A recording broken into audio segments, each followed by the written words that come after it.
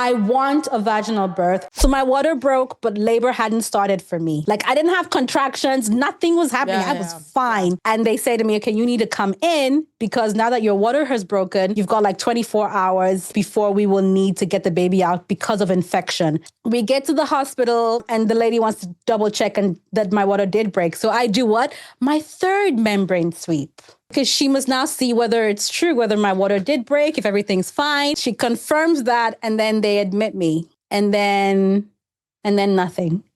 And then nothing for 18 hours. So long. I was having these teeny tiny flutters of contractions, but nothing was really happening, guys. I was just sitting there. It was so boring and anticlimactic. Like I was just sat there in the hospital. My birth plan ain't planning.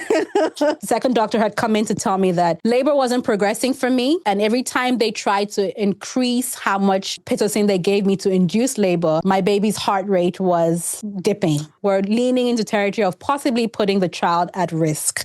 At the very top of my birth plan, I wrote there that the absolute thing that I will not give up for anything was that whatever was going to make sure that both mom and baby got over to the other side healthy and safe and alive, that's what we were going to do. And I was just like, I want a vaginal birth and maybe it is possible, but I'm not willing to put him at risk to find out.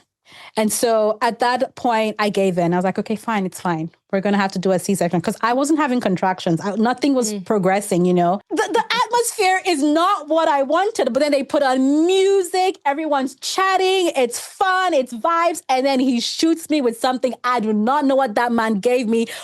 I have never been so high in my life. I'm not going to lie.